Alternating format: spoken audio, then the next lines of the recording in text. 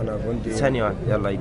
بسم الله الرحمن الرحيم. انا جندي مقاتل احمد سيد عبد الحي، الجيش الثاني الميداني اللي هو 135 الفرقه السادسه، ملتحق بالتحريات العسكريه، خبرات حربيه سين 75.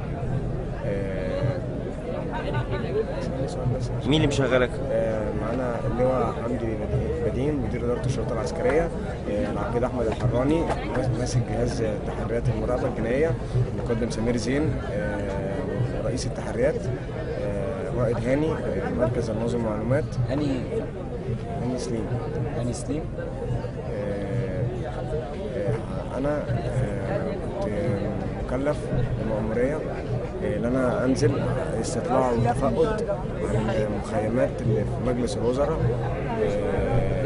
اهدافهم ايه، عايزين ايه، ولو في تسليح، في مخدرات، في اي حاجه شائبه زي هم بيسمعوها. عايزين يعرفوا الحقيقه عشان مش عايزين يستخدموا العنف معاهم، مش عايزين لما يجي يعملوا اخلاء مجلس الوزراء يبقى في عنف، يبقى عارفين مين القوى الاساسيه اللي بتحرك الناس دي. عشان يعملوا لها ايه؟ عشان يعملوا لها ايه؟ اخلاء. اخلاء ازاي؟ يعتقلوا الناس يعني؟ لا مش هتاخدوا، يمشوا الناس من هنا. يعني يمشوهم ازاي بالقوه؟ ازاي بقى؟ لا بيكلموهم، يبعتوا ناس من القوات المسلحه من المجلس العسكري مع الناس القوى السياسيه، يكلموهم ان هم يفضوا البلد عشان الجو يهدى ونقدر البلد دي تقدر تتقدم شويه، لو فاهم بعد كده ترجع ايه؟ فاهم اللي انا عايز اوصله، ان هم الناس دي تمشي ونشوف البلد هيحصل فيها ايه.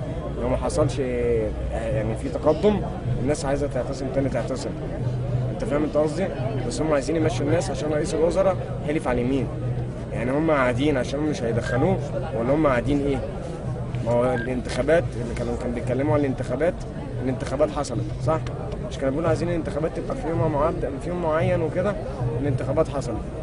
تمام؟ طيب انت سؤال سؤال بس هو يا عم افهمك. مين ورا فكره ان انت تنزل بالكارنيه بتاعك وتعرف نفسك على ان انت مجند؟ مقدم سمير زين. وقال لك انزل قول لهم انا مجند ومعتصم معاك؟ قال لي انزل معتصم وانا منكم، وهم هيرحبوا بيك اكتر عشان هم بيحبوا اللي بيسيب الجيش، انت فاهم، ويبقى في الاعتصامات وكده بيرحبوا بيك، فاهم، هيأمنوا لك وكده. ده الكلام الكورس اللي هو ايه مديهولي. تمام، يعني مرتب لي دماغي على التحديثيات دي 1 2 3. كارنيه معاك، انت واخد اجازه، تنزل تقول لهم انا عايز اسيب الجيش كذا كذا كذا كذا وانا عايز اقعد منهم. هم هيحكوا لك على كل حاجه، وانت تيجي ايه تديني التقرير، وانا هعرف كلامك ده مظبوط ولا لا، عشان هنا في جهاز اسمه متابعه، انت فاهم، جهاز اعلى بقى، حسابات واليات وقمر صناعي وكده يعني. تمام. سبق وقلت للناس هنا في الميدان ان انت لما اتجندت بعتوك السويس عشان تقتل المتظاهرين. لا مش متظاهرين، كنا واقفين في بورسعيد ايام ما كانوا اسماعيليه، واقفين قدام الاسم تاني اسماعيليه، وقدام المديريه في اماكن كان فيها اعتصامات، وكانوا عايزين يضربوا نار عشان في ناس بدات تضرب نار. قلت لهم انا مش هينفع اضرب ناس يعني بجلديتي مع الشعب. تمام. الكلام ده انا ما حصلش مني، الكلام ده انا متدرب عليه عشان لما اجي اقوله انتوا تتعاطفوا معايا وبطل وكده. انا بتكلم بجد، ما بهزرش يعني، فاهم انت قصدي؟ يعني انت بتهزر؟ لا الكلام انت بتقوله ده جد جد ولا هزار؟ الكلام انت بتقوله ازاي عليه؟ بقول لك جد. ماشي. اللي هو بعتك اسمه ايه؟ سمير زين. ما انا قلت سمير زين بعتك عشان تعرف ايه هنا في الخيم؟ بعتك عشان ما تعرف انا ايه في قلت الخيم؟ لا لا لا لا لا، عشان انت قلت عشان ايه؟ عشان ايه؟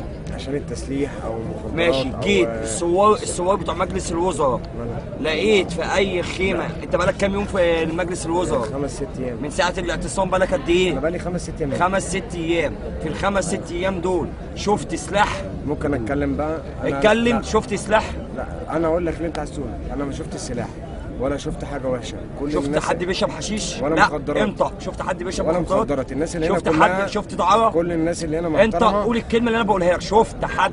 شفت دعاره في الخيم؟ مفيش دعاره في الخيم. شفت حد بيشرب مخدرات؟ لا. شفت سلاح؟ شفت السلاح. بس كمل الحوار. انت كنت عايز اقول حاجه مهمه. ماشي كمل حوارك. لا كمل حوارك. ما تفكرش سبق وهددت ناس ان انت ممكن تحبسهم وتضيعهم صح؟ الاعتصام. حصل؟ ده اي اعتصام، اي اعتصام، اي اعتصام. انت بقالك كام مره تنزل اعتصامات؟ انا ده يعتبر اول اعتصام انزل فيه رسمي. رسمي، والاعتصامات التانية تنزل تعمل ايه؟ كنت انا ببقى في الجيش في بورسعيد في اسماعيليه، ببقى في الكتيبه بتاعتي اللي هو الجيش التاني ميداني. انت فاهم؟ انا طب وهددتهم ليه؟ ما هددتش. كان في جزء بهزر معاه وفي جزء بتكلمه بجد. فاهم قصدي؟ مش عارف كان في مناقشه ايه، انا بكلمك بصراحه. ومنين انت هربان ومنين انت بتهدده انك تضيعه؟ هديته ضيعته في ايه؟ هديت ايه؟ بتهدده انك تضيعه. ضيعه في ايه؟ حصل يتقبض عليه يعني، يروح ورا الشمس. لا احنا كنا بنتكلم بهزار، بس انا اضيعه. لا مش بهزار، ده كان بجد. فكرني عشان انا مصدق واخد مخدرات كتير. كلامنا بجد والله. يعني انت اللي واكل مخدرات مش احنا. ايوه. انت بقى انت عسكري في الجيش صح؟ اه. بعد الحوار ده كله احنا لقينا ايه معاك؟ حبيتين. حبيتين ايه؟ تمادول. وانت كنت قبل كده مسكتك كان معاك سجارة ايه؟ ادي العسكري بتاع الجيش. كمل الحوار. عساكر الجيش معظمها بتضرب مخدرات. عساكر ايه؟ الجيش معظمها بتضرب مخدرات. معظمها بتعمل ايه؟ مخدرات. طب والتحليل اللي انتوا بتعملوه ده؟ تحليل سنه 10000 بيبقى تحليل للجيش عشان عارفين الجيش كله بيضرب مخدرات كظباط وكظباط العاليه وكعساكر. بس كده كمل بقية حوار. كمل بقية حوارك ومالكش دعوه بيه. ماشي بس انا بتكلم معاك. ماشي كمل الحوار. مقدم سمير زين كان عايز يعرف يعني الدنيا ماشيه هنا ازاي، عشان هو طبعا في اوامر بتجيله. مقدم ايه؟ سمير زين. سمير زين. طبعا انا عسكري يعني ضعيف في ايديه. وكمان داخل دواعي امنيه وهم اللي ماسكيني، وهم يعني ماسكيني من ايدي اللي بتوجعني، نفقدك نحاكمك نفككك. انت فاهم يا استاذ عصام؟ عشان انت مسجل.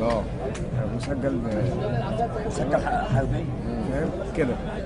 انا بضطر ان انا انفذ لهم اللي هم عايزينه، بس في نفس الوقت انا مش راضي عليه من جوايا. انا مش راضي. انا نفسي اكلم اي حد اقول انا عامل ايه، انا عامل ايه، عشان انا مش وحش. واحنا مقدرين ده. انا كنت راجل من الثوار، اتقلبت الجيش خلاني غصب عني. حصل لي مسح كورس، عملوا البرن مسح ذاتي وخلوا لي للشعب ده هو اللي وحش، والقوات المسلحه هي اللي كويسه، والناس هي اللي بتيجي عليها. معايا يا استاذ عصام؟ معاك. بيقولوا على بتوع التحرير الشباب بتنزل ما وراش حاجه، الجامعيين بينزلوا يشربوا مخدرات. لا مؤاخذه الحريم اللي مش فاضيه. مين اللي بيقول كده؟ كل وقات او العملاء. العملاء هم بيحترموا ثوره 25 يناير بس اللي بعد ثوره 25 يناير ما بيحترموش اي اعتصام. بيقول لك اللي واحده نازله فاضيه عايزه تجيب راجل ماشي بالكلمه بتاخده. وانت نزلت لقيت الكلام ده؟ اللي انا شفته في الاسبوع دوت انا مش شايف غير الناس العليا والناس المحترمه طبعا VIP كلها هي اللي معتصمه. مفيش يعني تسول، مفيش تسول شفته في الاعتصام بتاع مجلس الوزراء. التسول دوت بقى الناس التانية الخارجيه اللي بتبعتهم. مين بقى الناس الخارجيه؟ ممكن يكون من القوات المسلحه شغل مخابرات. فاهم؟ ممكن يكون من رجال اعمال. هي البلد دي نفسها تبقى كده.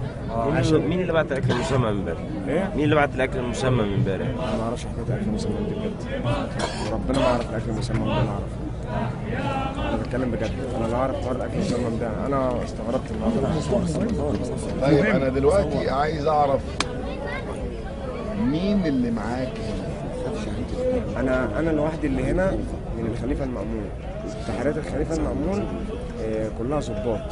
الولد اللي انت هددته وقلت له انا ممكن احبسك واضيعك، كان في واحد تاني معاك وشاورت له عليه كده، مين ده؟ والاخر مره هسأل السؤال ده. عايز اركز بس.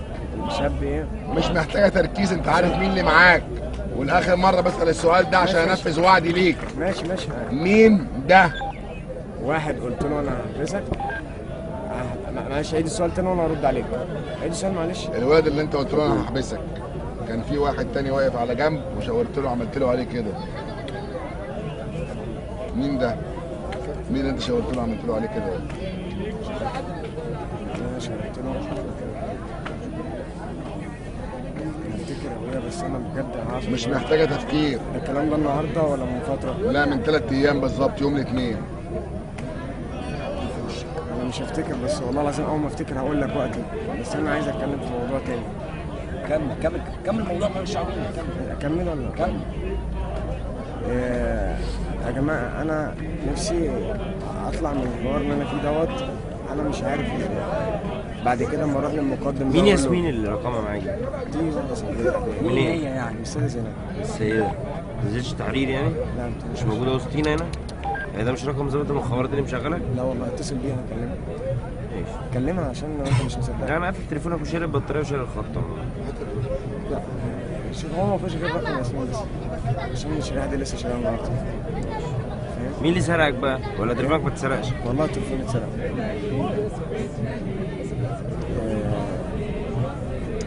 طيب انا عايز اعرف مين اللي معاك هنا. انا معيش، بس تحريات شركه كلها هنا. الحالات دي بقى تنزل امتى بقى عشان يبقى تنزل من عارفين الساعه 6 الصبح لغايه الساعه 4. ليه بقى؟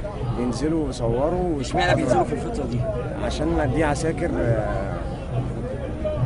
ما تكمل. دي عساكر اللي هي نوبة صحيان وطابور الصبح واللي بيطلعوا على المحاكم العسكريه يسلموا ناس. لا بيخشوا هنا ازاي؟ بيخشوا اكنهم موظفين او عابرين، شباب صغيره وبيلبسوا شعرهم طويل وعادي، نصهم سواقين عشان معاهم عربيات ملاك. فاهم؟ بس هو ده اللي بيحصل. بيخش ويقعد يتكلم مع الثوار عادي فاهم؟ واللي من هنا بيتكلموا معاه عادي، وهو بيرجع، انت فاهم، بيرجع يعمل التقرير بتاعه وبيتقدم ليه؟ للضابط بتاعه. بس ده اللي بيحصل يوميا. اي تحريات في مصر بتعمل كده. طيب انت سلمت، انت دخلت، اتقال ناس قالوا ان انت دخلت الخيمه بتاعت الضباط اللي كانوا معتصمين معانا في ميدان التحرير وسلمتهم. انا ما سلمتش حد. طب انت دخلت الخيمه دي بناء عن ايه؟ مين اللي قال لك تخش الخيمه دي وتبقى في وسطيهم؟ انا حب تفضل ان انا دخلت في وسطيهم عشان الدنيا كلها كانت عايزه. ماشي. رحت قلت لمين عليهم؟ في مين؟ يوم 8 ابريل؟ انا اتمسكت بعديها بيوم، مش في نفس اليوم. بعد ما مسكوك ايه اللي حصل؟ رحت التحريات وقعد يحققوا معايا انت ايه اللي خلاك تنزل التحرير؟ قلت لهم انا كنت راجع من الشغل. عملت لهم فين؟ ضربت وطلع ميتين اهلي. ازاي بقى خلوك تبقى تحريات؟ مش تحريات، دخلوني الجيش، عملوا لي تجنيد فوري. حكموا عليا يوم 29/4 فاهم؟ بالتجنيد فوري عشان انا ما خلصتش جيش. تمام؟ في يا جدعان الناس عماله كمل يا عم، انت مالك مال الناس؟ بس الكل عمال يفتح. طب كمل، مالكش دعوه بالناس. انت فاهم؟ اتحكم عليا بتجنيد فوري ودخلت مركز تدريب. ايوه انت فاهم انت قصدي ايه؟ حصلت مشكله مع في الوحده عندي. ودخلت الحرب، قعدت فيه 5 شهور. تمام. ونزلت من حربي على المخابرات، والمخابرات ودتني على الوحده بتاعتي، ومن بعديها انت فاهم وانا في الجيش. اسمع وشك في الكاميرا، وشك في الكاميرا. وشك في الكاميرا واسمعها بودنك. الضباط بتوع 8 ابريل هم اللي مبلغيني انك انت كنت داخل جاسوس عليهم. انت كنت داخل، انا هفهمك بقى اللي هي بتقول. انت مش كنت داخل وشك للكاميرا، وشك للكاميرا، عينك تحت، عينك تحت للكاميرا. هتطلع بره بعد اذنك يا انس. نكمل كلامنا. انت كنت داخل في وسط الضباط في السجن بناء عن ايه؟ هتقول لي محبوس بس؟ لا، تقولي الحقيقه كلها وبلسانك. وقلنا انا عايز اتكلم معاكم يا جماعه بس. ماشي اتكلم يا صاحبي، بس انا عايز وشك بس للكاميرا، مالكش دعوه بينا، احنا سامعين. اذنك يا استاذ صلاح، سامعينك قدام. انا عايز اتكلم بس انا خايف من حاجه. انا وعدتك بس تتكلم الاول عن موضوع السجن ده. هكلمك على كل حاجه انت تتخيلها. انت اللي انت عارفه ولا مش عارفه. طيب ماشي. كلمني اكنك انت والدي وقاعد وبتقول لي ليه عملت كده يا احمد، اكني والدي اللي عايش. انا هقول لك حاجه، ادعي ربنا في كل كلمه. ماشي هقول يا ماما. ممكن انت امي وده ابويا. بس المخابرات دخلتني السجن، عملوا لي حكايه ان انا اتخانقت مع مأمور اسمه قصر النيل. ممكن تقفل الباب بعد اذنك؟ فاهم؟ قعدوني في الحربي عشان خاطر وديع. او مين المأمور بتاع اسمه قصر النيل؟ هشام شرباص. مسكوني وعمل عند لك محفظة. شارع الجزيره بسلاح ابيض أيوة. وكده، انت فاهم. قعدنا في الحربي بالظبط 3 شهور ونص في السجن الحربي. عشان خالد الخولي الشيوعي، ويعني فاهم الظباط دي قصتهم ايه. هم شباب زي العسل، انا بكلمك انا اتعاملت معاهم شباب زي العسل. خساره في اللي هم فيه، خساره. يعني هم مش فاسدين. لا مش فاسدين، لا يعني الشباب دي هم- بجد بجد بجد. انا بقول لك الكلام ده، انا سيبك بقى من المخابرات. انت مين بقى؟ انا جندي احمد سيد عبد الحي السيد، قوات مسلحه اللي ربنا يحرق فيها الجاز. انت قعدت في وسطهم قد ايه؟ انا قعدت معاهم 3 شهور. وكانوا وليه؟ وقعدت مع بيبيتو مالكش دعوه بحد. مش قصدي انا بكلمك ما تنطقش اسم حد وانت لا انا كنت في سجن واحد وكانوا هم في سجن 5. احنا الظباط كنا بنخش لهم. الظباط اللي كانوا في سجن لوحدهم وانت في سجن لوحدك؟ اه في عنبر لوحده وانت في عنبر لا لوحدك؟ هم في فيلا وانا في سجن. ماشي. كنت بتخشوا بناء عن ايه عندهم جوه وتقعد تسمع؟ لا انا كنت معاكم في الخيمه وانا بحب مصر والدنيا. مين اللي قالك بقى تقول الكلام دوت؟ طبعا محسن الفنجري. مين؟ كان محسن الفنجري بيحضر عقود السجن. مين؟ محسن الفنجري وفي محاكمه اللي اسمه احمد وحسن الرويني. وحسن ايه؟ الرويني. على فكره انا يا جدعان انا شفت نسمع نكمل حوارنا زي ما احنا واللواء طارق اللي هو مهندس عسكري في المجلس العسكري. انا قعدت مع قاده، انا قعدت مع قائد الجيش الثاني. ايوه. اللواء رئيس اركان حرب الجيش الثاني اللي هو محمد فريد. تمام. الناس دي هم بيقولوا لي انت ذكي، بس ممكن اتكلم بقى. اتكلم مع عادي صراحه. نو بروبلم. انا قاعد مع اخواتي. بعد كده عايزين تقولوا اللي انتوا عايزينه. ماشي. بس انا تعبت. اتكلم. ماشي بصراحه. قالوا لي احمد انت كويس، بس انت الحياه اللي انت عشتها ومع الناس اللي انت كنت عايش معاها اتأثرت بيها وبوست.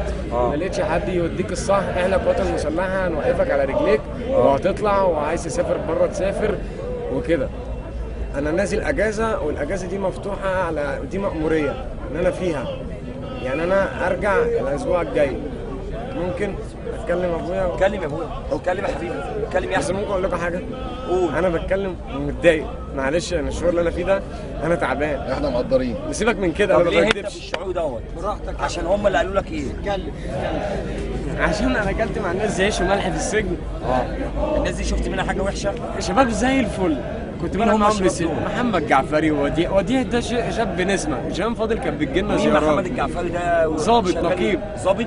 جهان فاضل ماشي. ومحمد حنفي ومين؟ وسانتو. أيوة. محمد رضا وخالد الخولي محمد فهمي واحمد نجدي. ده سكرة السكرة. ايوه. انت فاهم؟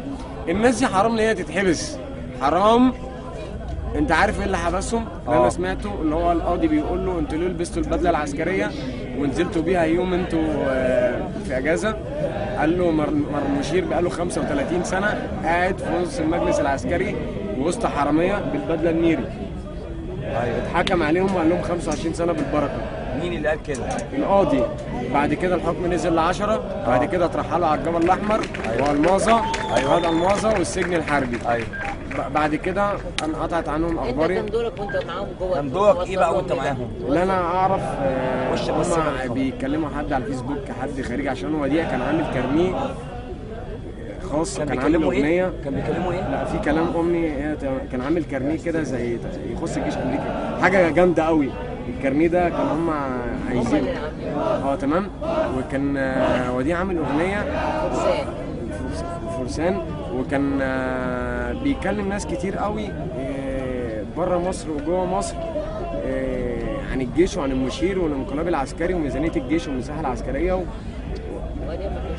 مش قصدي يعني، لا بكلمك الظباط. هم بيقنعوك بحاجه زي كده. هم عايزين يعرفوا ان هم ايه دماغهم وحش. هم عايزين يعملوا انقلاب في جميع الوحدات العسكريه عشان كانوا محبوس مظلات، صاعقه، 3 تسعات، حرس جمهوري. الكلام ده حقيقي مش كده. الناس دي كويسه. الجيش المشير من الاخر، انا بقول الكلام ده وممكن اتحبس فيه. المشير جنرال سويتي ده بتاعه، الراجل ده لم فلوس البلد دي باعها. الراجل باع البلد بجد. هيديها لواحد مدني وهو هيقلب والبلد دي هتضرب في بعضيها والجيش هيعمل ثوره. والله يا عم ما بتكلمش. ما علينا كمل بقى. انت كنت بتعمل ايه في السجن الحربي مع الظباط؟ انا كنت دورك عادي. ايه؟ انا كان دوري اللي انا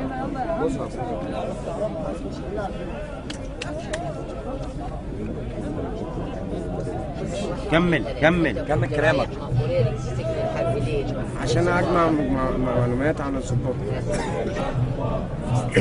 مين في التحيات العسكريه في يعني انت دخلت الخيمه بتاعت الضباط بناء على اوامر؟ لا دي كانت المدنيه، كنت داخل كده حر.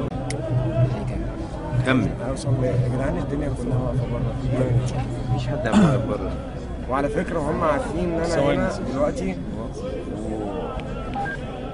يعني مش عارف اقول ايه، بس انا اللي انا حكيته لكم كلكم يعني كله دلوقتي هي دي الحقيقه. الناس دي بتجند اي عسكري في القوات المسلحه في اي جهه، في القاهره، في المنوفيه، الشرقيه، في اي منطقه حساسه فيها جماعات، اي منشات حيويه، اي منشات حيويه في مصر من اسوان للسلوم لازم يكون فيها تحريات. كمل. كلمة مصر دي تفوقك. كمل يا الو. وانا نفسي ارجع زي ما كنت الاول. عايز تقول لي سؤال او اي حاجه؟ مين اللي دربك؟ مين اللي جندك؟ ايه اللي حصل؟ مقدم سمير زينو، مقدم ادوك فرقه يعني ازاي تنزل تتعامل مع الناس؟ ايه ازاي ده حصل يعني؟ مقدم مين؟ مقدم محمد فايز. مقدم مين تاني؟ هو براء الهاني. ازاي اتكلم مع المعتصمين، فاهم؟ ازاي اتحاور مع ضابط، ازاي اتقمص شخصية ضابط.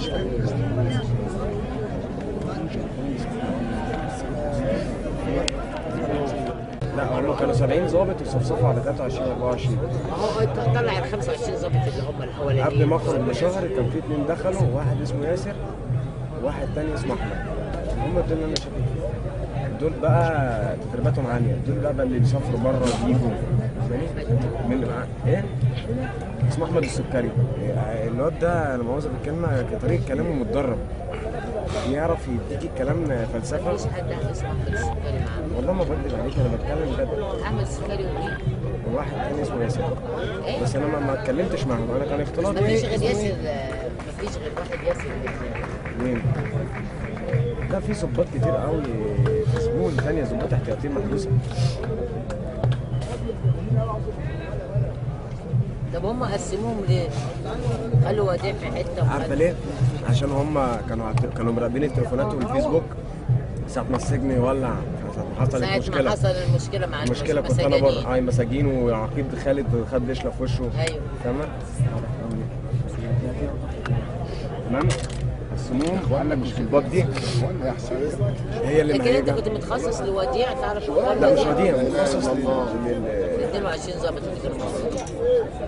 انا كنت بقعد معاهم وبقول لخالد الخولي انا تعبان يا خالد، هو كان حاسس ان انا كده. طب يا احمد، طب الوقت الكلام اللي انت قلت محبوس معاك ايه السؤال؟ انت دلوقتي يا احمد كنت بتقول في السن الحربي كنت بتعرف اخبار الضباط والكلام ده مش صح؟ يعني انت كنت مثلا معادني معاك عشان تعرف برضه اخبار؟ لا انتوا قصه ثانيه، انتوا جيتوا في مصر هتبلونا، ماليش دعوه بيكم. امال ايه؟ انتوا مالكمش دعوه، انتوا كنتوا عاملينكم كاخ. انت ممكن قبل بيته افهمك حاجه وتمشي؟ بعد اذنك بس. بعد اذنك يا سامر، عشان ده الراجل ده انا بحبه. بعد اذنك ممكن اكلمه بيته عشان ما اطلعش في الكاميرا، عشان ما اطلعش. اخرك هنا بيته انت والناس اللي كانت معاك بعيد عن اي حاجه، فاهم؟ انا بندق قوات مسلحه، انا بعملكم كاخ، مفيش اي حق. السجن ذات نفسه ما يعرفش ان انا تبع كذا، داخل مسجون. مش كنت بتشوفني بشتغل وبيطلع عيني السجن لو كان عارف حاجه زي كده كان هتحصل مشاكل بين الجيش، انت فاهم؟ اجهزه مخابراتيه مع اداره السجون، فاهم؟ الحوار ده لوحده وده لوحده، فاهم؟ بس انت برضه يا احمد كنت بتقعد معانا كلنا. ماشي عادي، الكلام ده بنعرف الدنيا عشان ما كانش فيه اذاعات كتير. انتوا عاملين ايه بتاع بس مش كان اكتر. التلفزيون جوه. ماشي يا عم، انت قصتك بعيده عنهم، يعني انتوا الشباب اللي جايين في مصر هيتبلون بالنسبه للحوار الكبير التاني ده ولا حاجه. هم مش مهتمين بيكوا انتوا، انت فاهم؟ وصل لك يا بيبيتو؟ يعني انت بعيد عن اي حاجه.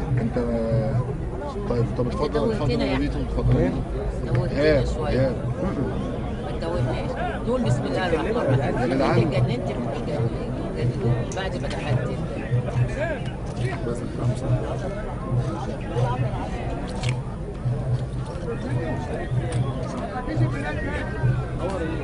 اظن ده وديع يعني. ده وديع اللي كان بيقوله لنا ان هو في السجن.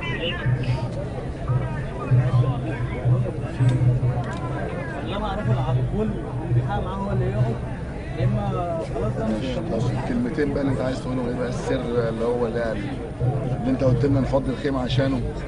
ما تسجلوش يا ابني لو سمحت. بص يا باشا، احنا ما بنسجلش لا اله الا الله. انا دلوقتي الجيش بيستخدمني صح؟ ينفع انتوا تستفادوا مني لصالح البلد؟ انا نفسي اعمل حاجه كويسه بس مش عارف احط رجلي على سلمه ابقى بني ادم، اتظلم اطلع من الجيش، تفهمني؟ ابقى بني ادم. لا انا مش هعمل كده، وهتحصل عواقب. هحبسك، هحلل لك، هعمل لك اي متضايقه وهتحبس. المشكله مفيش حد هيبقى في ظهري. انت فاهم قصدي يا ابويا؟ ما انا طول ما انا مفيش حد في ظهري انا مطاطي. انت فاهمني يا ابويا؟ انا ممكن اعرف من الناس دي مثلا عايزين يعملوا حاجه هنا امتى، او مديك تليفون سري مثلا ده في كذا كذا كذا كذا كذا. فاكر تليفونك مش هيبقى متراقب؟ مين؟ واحمد انت قلت لي الموضوع ده يا احمد المره اللي فاتت، قلت لي ان انت في الجيش وان انت معانا، ولو قفشت اي حد تحريات ولا اي حاجه تيجي تقول لي عليه. قلت لي انا معاك يا صاحبي وانا معاك وانا هسيب الجيش ومش رايح تاني. انا بالكلام ده قلت الكلام ده بقول حقيقي من جوايا بس كنت بتكذب علينا. لا، مش قلت لي بكذب. الموضوع ده وانت بتكذب. لا مش قصدي. دلوقتي لما اعترفت بتقول نفس الموضوع. لا ازاي؟ انا نفسي، مش هقول لك انا نفسي اعمل حاجه بس مش عارف توصل لك يا عم. لما انت قلت كده قبل كده. بص يا احمد، لا انا الكلام ده كان سيبك منه. احمد أنا عشان بكلمك دلوقتي بجد. عشان تقوم تمشي اتكل على الله. مين اللي معاك هنا؟ هنا تحريات شرق. مين اللي معاك هنا؟ اسامي اشخاص. والله العظيم اقسم بجلاله الله ما معايا حد غيري. اقسم بجلاله الله ما بكذبش. تعرف مين يا احمد؟ قابلت مين؟ قابلت في مين هنا؟ قابلت مين منهم هنا؟ مين؟ من تحريات. تحريات شرق ولا تحريات شرق، تحريات غرب، اي تحريات تحريات. شرق كلهم قاعدين عند انت شرطة عسكرية. قابلت مين منهم؟ واحد هنا؟ اسمه يوسف. فين بقى يوسف؟ ايه؟ شغال ايه وبيعمل ايه؟ لا ده عسكري. بيعمل ايه هنا؟ هنا بيصور. بيقعد في خيمة مين؟ ما بيقعدش في خيم، ده بيعدي.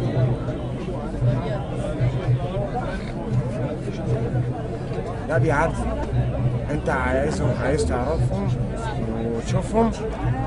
اجي بكره. انت بكره مش فيها هنا المليونيه؟ بكره في مليونيه ولا لا؟ بعد صلاه الجمعه. اسمع اللي بقول لك عليه. تشتغل المصري. اسمع مني ما بكدبش عليك والله. عايز تمشي على تيجي بكره؟ لا يمشي مين يا عم؟ مش هيمشي النهارده. طب بقول لك اجي لك بكره. مش عايز امشي. معتصم بقى انت بنت معانا المره اللي فاتت يا احمد. ورينا الناس دي. احمد هو مش بات هنا قبل كده؟ بات هنا قبل كده ساعه ما قلت لي انا بايت، ساعه ما انا طلعتك وقعدت تعيط بتقول لي انا ماليش دعوه. لسه ما وثقناش فيك. طب انت حلفت ان انت هتسيبني. بص يا ما احمد، قلتلكش لا، انا حلفت انك هتمشي لما اثق فيك، وحلفت ان محدش هيمد ايده عليك. قلت لك كل ده. ممكن اسالك سؤال يا عشان احمد؟ تمشي تيجي بكره دي انا ما اضمنكش بصراحه كده على براحتك. انت عايزني اجي تاني ولا مش عايزني اجي تاني؟ اهلا بيك بس تبقى معانا. انا عاوز اطلب منك تروح. انا لازم اروح. قول لي اكلمك عشان انا ما لازم. تناقش الموضوع ده عشان مش هتروح. ما علينا. طب بص لي يا احمد بس دقيقه واحده. الناس اللي حمتك المره اللي فاتت لما جينا ناخدك وكنا نتكلم معاك، ايه علاقتك بيهم؟ الخيمه اللي انت رحت قعدت فيها، اما انا دخلت وبصت على راسك وقلت لك عادي وانت ابن بلد الناس دي اتعرفت عليها من هنا، وفي واحد من المطريه يعني عشان انا من عين شمس. اثر يا احمد وقت ما دخل بس الناس دي والله علاقتك العظيم بقى ده ايه؟ الخيمه دي في وشك بتاعت العرايش والناس دي. احمد والله يا العظيم ما احمد بكدب عليك في احمد حاجه. يا أحمد. فيهم يا احمد كيمياء. لا كانوا بيشربوا مع مطرب يضرب مني حبايه ستون أيوة زون حشيش. علاقتك بيهم ايه يا احمد؟ بس عاديه. لا ايوه بتاخد منهم ولا بتديهم؟ لا انا كنت اديهم ما باخدش حد من حاجه. اجي لك انت بتديهم بقى ايه المقابل؟ بتوزع بقى؟ لا الناس دي معتصمين يا أحمد. وحاطين رقم على ايديهم. انت بتوزع بأنهي جهه؟ تديله ليه؟ يا عم عادي هو بيستبح. عشان ايوه وانت بتتبرع بيه يعني انت لا عشان يتكلم معايا بس. ايه؟ عشان يتكلم معاك. هو كان بيتكلم بيحكي معاك في ايه بقى؟ ترامادول. ايوه كان بيقول لك ايه؟ بيضرب كيم، بيضربوا كيم. اتكلم معاه ولا في قله ادب؟ اتكلم ولا قله ادب؟ لا اتكلم لا يعني بيقول لك انا نفسي يعني الناس دي ما تيجي تخش علينا تضرب نار نضرب عليهم نار. انت فاهم؟ احنا جايين هنا عشان نموت. طبعا الكلام ده اتنقل يا احمد صح؟ يعني انت هو قال لك نضرب عليهم نار. لا هو يعني هم يعني الناس لما تيجي يضربوا علينا نار احنا ضاربين عليهم نار، هو قال لك هو كده. بيقول لي كده احنا عايزين نموت. طبعا انت وصلت الكلام ده. بصراحه هكدب؟ عايز نكدب والله؟ لا.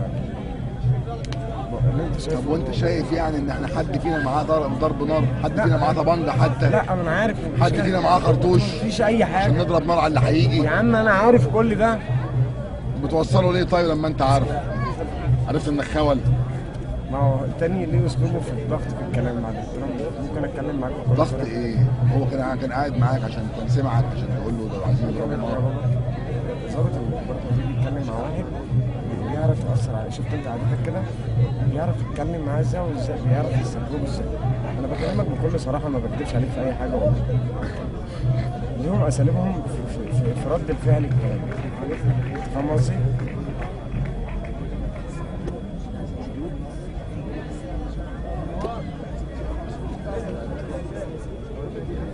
طيب انت بايت معانا لغايه ما الناس تيجي ونشوف. تيجي فين بقى؟ هيجي بكره الصبح. يا فندم بقول له انا ممكن ابعت رساله اللي هو مصر الرجاله، اقول له واحد من الرجاله معدي. لا سيبيها عشان لغايه لما يجوا الدعوات مع شباب بكره. انت عايز تبقى تاني؟ عندك مانع؟ انا نفسي روح بكره شوف الناس دي في النهار اللي انت بتقول عليهم. روح لما الناس دي تشوفك. 1 2 10 تعالى يقعد معاك. الناس هيجي ياخد حاجتي يقعد معاك عادي. تاني لا لا تليفونك لا. لا بعد اذنك انا عايز اكلم صاحبتي بس. بعد اذن حضرتك. بعد اذنك يا والدي. بعد اذنك عايز اكلم ياسمين، عايز تكلم ياسمين؟ ياسمين الرقم الوحيد اللي مسجل عندك في التليفون؟ عشان الشريحه دي ياسمين السيده زينب والله. احنا كلنا اهو بنلعب. الرقم الوحيد اللي انت تعرفه. يا ابني الشريحه بتاعتي التليفون اتسرق. انا طب بقول لك ايه، ياسمين دي موجوده هنا؟ هي السيده زينب. لا بتيجي اعتصام هنا يعني؟ متاكد؟ امال عرفتها ازاي؟ عرفتها من بره يعني. عرفتها انا عايز الرقم بس. ما تجيب يا احمد من الاخر. احمد خليك تنجز العسل. هات اخرك يا احمد. هات اخرك يا احمد. اخر ما ده اخري والله. انت مين مش مصدقني؟ عايز يجدي في ايه؟ اما انا عايز انا نفسي بص هات الكاميرا يا ولا عايز ايه والله؟ لف وشك للكاميرا. لف وشك للكاميرا. لما تحب مصاريف واضح قول انا عاوز واحنا قاعدين معاه. عايزاني مثلا اتكلم اقول ايه يعني؟ لا ولا احمد انت قعدت مع الجيش وقعدت معانا، شايف مين اللي على حق ومين اللي على باطل؟ اقول لك صراحه انت. طيب قول لنا بقى كل حاجه بقى. قول لنا كل حاجه. لو احنا الجيش من الاخر عايز يحبس الشعب كله عشان ما حدش يتكلم، عشان يحط الرئيس اللي هم عايزينه والدنيا ترجع زي الاول سبهلله. ده الجيش اللي هو عايز يعمله. سيبك من اللي بتفكر فيه، سيبك من اللي بتفكر فيه او اللي احنا ما عارفينه عن الجيش. ايه اللي احمد عارفه بقى هنا اللي معانا؟ مين فلان وفلان وفلان؟ قعدت انت في الوحده وجربت ها؟ دم الشهداء هيبقى حسب لما تيجي في ايام كده. بص يا احمد، احنا عاوزين المهم اللي احنا اللي هنستفاد منه. مش لازم دلوقتي لان كل الكلام ده اللي انت قلته احنا ما استفدناش منه حاجه. بص انت جبت لنا كلمه عربي يمين الشمال. بص انا لو انا صادق وعاوز ابقى صادق اقول من اول بسم الله الرحمن الرحيم. 1 حصل كذا 2 حصل كذا 3 كذا. صح. واللي معايا كذا وبعمل كذا.